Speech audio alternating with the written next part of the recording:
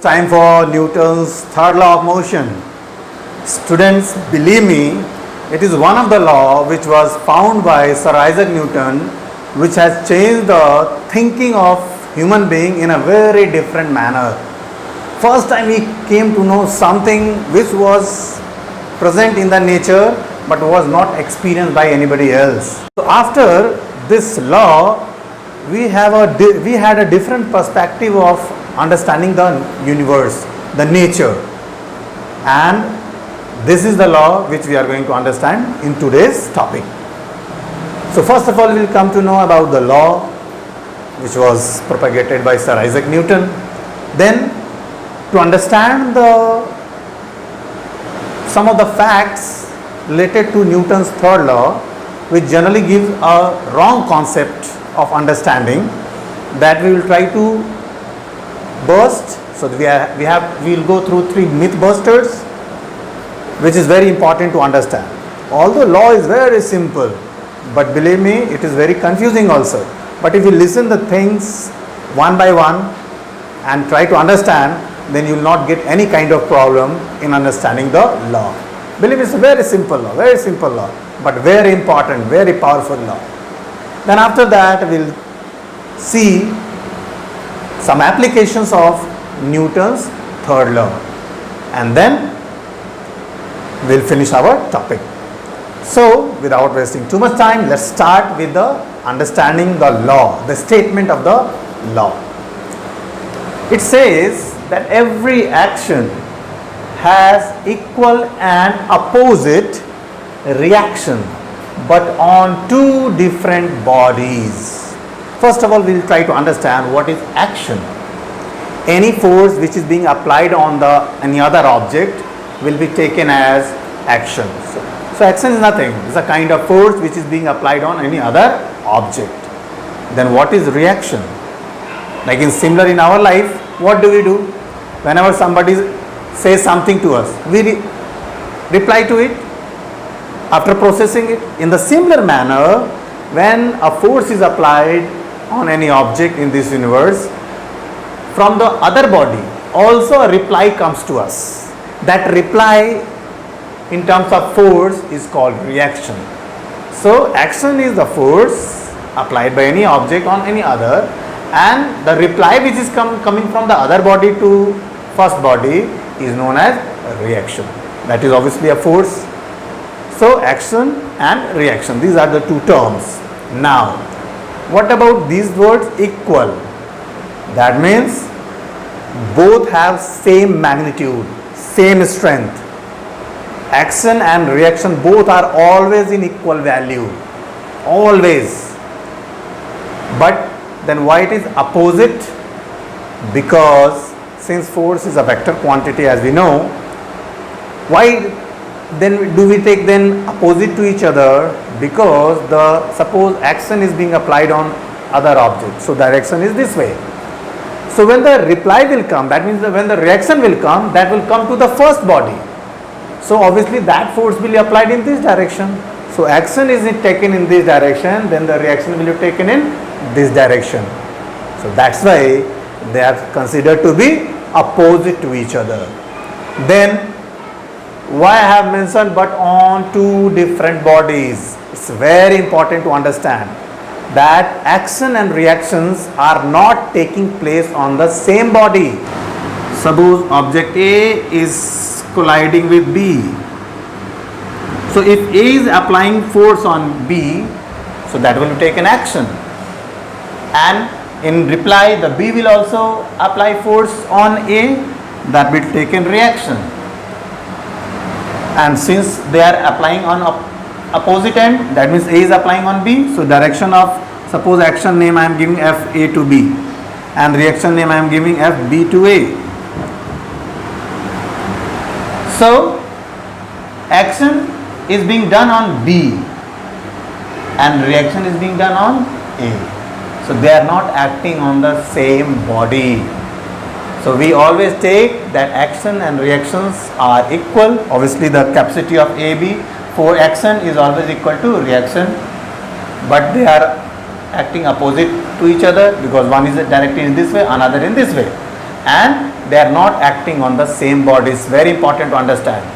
So B will be affected by action A, and A body will be affected by reaction this on B on A, that is being applied by B on A. So that you have to understand that every action has an equal and opposite reaction, but on two different bodies. Okay. Now, to give a better understanding of this law, we are going to understand some of the facts that I have taken as a myth buster. Why say myth buster? Because sometimes we create some kind of myth while understanding the concept.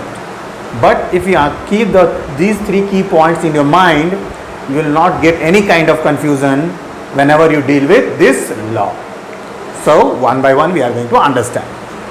Now the first statement which I have taken, action and reaction never cancel each other. This is a myth buster. Then what is the myth? That sometimes we understand, we take it that action and reactions can always cancel each other because they are equal and opposite to each other. But why they can never cancel each other, that we are going to understand. Now why this misconception comes in our mind, that we are going to understand. Suppose two forces are there, 10 Newton, another is 10 Newton. Both are equal in magnitude. Okay. If these two forces acting on a body oppositely, then according to our previous knowledge, what will the value of resultant force? That will be, resultant force will be 10 minus 10, and that will 0. That means this force is cancelling this one. And when two forces can cancel each other, when they are acting on a body, single body, same body, but with equal magnitude, but with opposite direction. So whenever two forces equal and opposite to each other are there, they are going to cancel. But when they are going to cancel, they are going to cancel when they are acting on the same body. But do you think that this same body concept works with action reaction also? No. Because actions and reactions, they are also equal, they are also opposite, but they are not being applied on the same body. Action is being done on B, then reaction is done on A. A and B, these are two different bodies. So please take care of that action and reaction never cancel each other. Sometimes we can think that why action reaction is not cancelling. Suppose I am pushing this table, okay, and that table is not moving. So what generally comes in our mind? That okay, action and reaction both are equal. I am applying action on the table is giving reply to me, that is giving reaction to me, and since they are both are equal and opposite, so they are getting cancelled. No, here the concept is different. Why it is different? Because when I am applying force on this table and it is not moving, now how can I experience the reaction value and the action value? Because action is not bringing any change on this table because it's not moving. Generally what we expect when we apply force, there should be some change, some acceleration, something should be there. But here if I am applying, I am not seeing any effect produced on the table, neither on my hand. So what generally we think? Action is being cancelled by the reaction. But no, it's not the fact. Then what is happening? Where is the reaction? Where is the action? So now you can see my hand. You can see there is a line formed on my hand and I was feeling pain on my hand. So what is bringing this line on my hand, pain in my hand? It is action or reaction? So many of you say action. No, action is going to affect the table. Then I am getting the reaction from the edge of the table, and that's why I am getting pain, and that's why I am getting my muscles, the line is formed here due to this reaction. So reaction is there. Then if this reaction is there, then why according to reaction I should have some kind of movement, something should be there, but due to my friction law, between my foot and my body, I am getting enough friction to cancel the reaction. So here reaction is being cancelled by my body structure. If you suppose I have just spell out some lubricant kind of thing like oil or soap, do you think that this reaction will keep you in the same state as I am experiencing right now? No. If I am pushing it and I am getting reaction, then due to low friction I may get slip also. But right now the enough friction is there which is now going to cancel reaction. So here the reaction is being cancelled by the friction force between my body and the floor. Then what about action? There should be some effect by the action also. So what is happening with action? What is cancelling action? Because there is no effect on the table. The same thing here also. My action is not being cancelled by the reaction. Then where the action is being cancelled? It is being cancelled by the friction present between the table and the floor. So here action is not going to cancel reaction in any situation. It will be always equal, opposite, but since they act on the two different bodies, so they can never cancel each other. Okay? If action is being cancelled, then other force may be there which is cancelling the action. If the reaction is there and it is not being any effect, so maybe some other force is there which is cancelling the reaction. But action and reaction both can never itself cancel each other. That you have to take care in your mind. So this is one of the myths that action and reaction can cancel. No. So what is the myth buster? Action and reaction can never cancel each other because they are acting on two different bodies. Now second, what is myth buster? Never judge the magnitude of action and reaction, that means the value of action and reaction, on the basis of impact. On the basis of impact. Suppose I am banging the board. Now I am feeling pain on my fingertips, on these fingers. Now what is the story of action reaction here? Due to action the board has shaken, vibrated, produced sound, and due to reaction I got hurt. You people also may have experienced this, that whenever you collide with something you feel like pain also. But if I feel pain, that doesn't mean that the reaction was higher, or if it had shaken less, there is no impact on the board, that means the action was less. No, action and reaction are always going to be equal, but that action or reaction can bring different value of impact on the different bodies. Maybe action is dealing with a less mass body, so it will affect the body in higher amount. But if the reaction is being done on the heavier body, so either you can experience no impact on the body or very less impact on the body. But that doesn't mean that inaction or reaction is in any of the situation is going to be unequal value. They are always going to be equal, but yes, they can give a different impact on different bodies depending on their situation, depending on their mass or in the other forces which is being acted on the object. So please take care that never judge the magnitude of action and reaction on the basis of impact. They are always going to be equal in magnitude. Okay? Now the third point, only consider the forces acting on the body, not the bodies applying. What does it mean? So suppose an object is there and I'm showing some of the forces here. Suppose F1. Now this arrow is showing outward, that means this force is being applied by the object on any other object. And this one I am showing towards. So this is showing that it is being applied on the object. Similarly F3, F4, F5,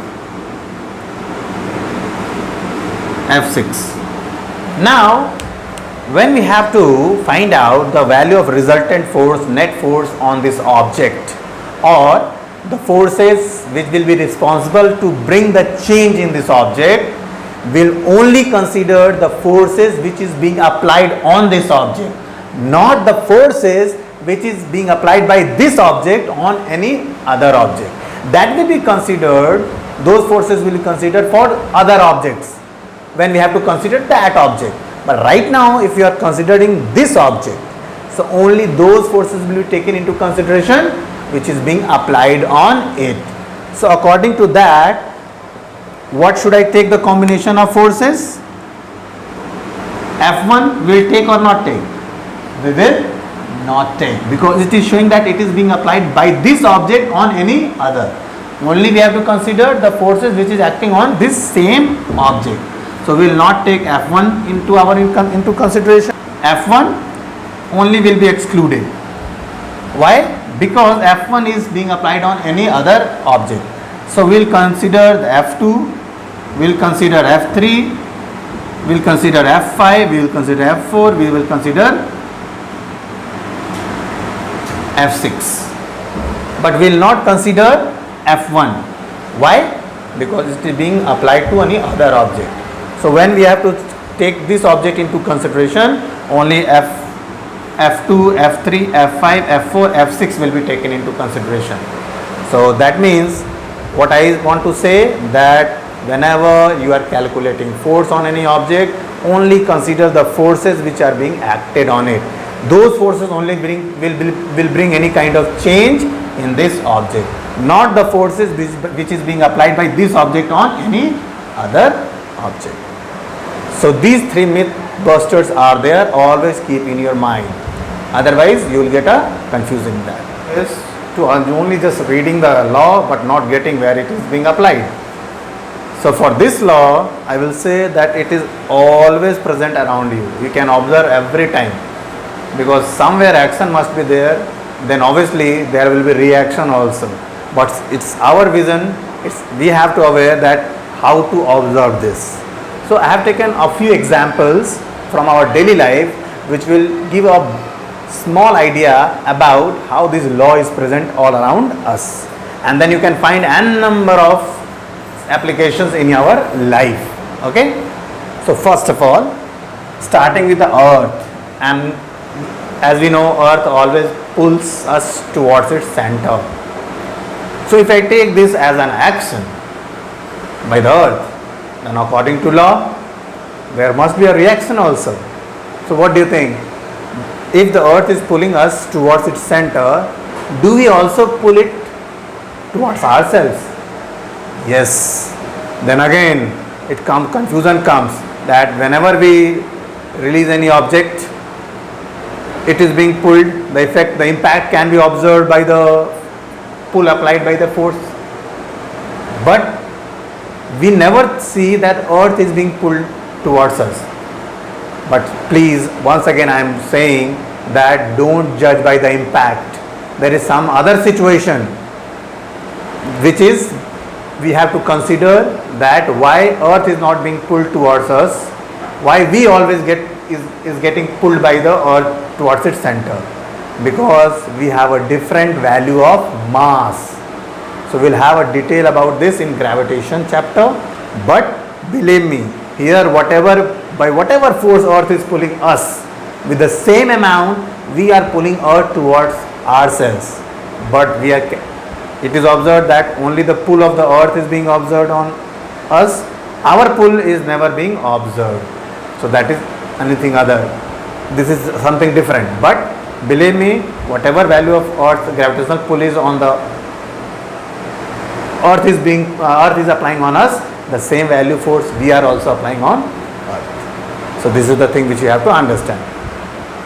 Second situation, whenever we take a jump is a very interesting phenomena which we observe. When a kangaroo leaps or cheetah jumps, monkey jumps, we also jump. We always follow action and reaction. How come? Now how do we jump? Jumping means we have to shift our body, move our body upside. Either one thing is that you hold your body and apply force to upward direction, but can you do so? We can't do so. Then how do we manage? How the nature has provided the strength? By this law. as we know, we have to move upward, as we have to jump. So what do we do the trick? We apply force on the earth, that is action.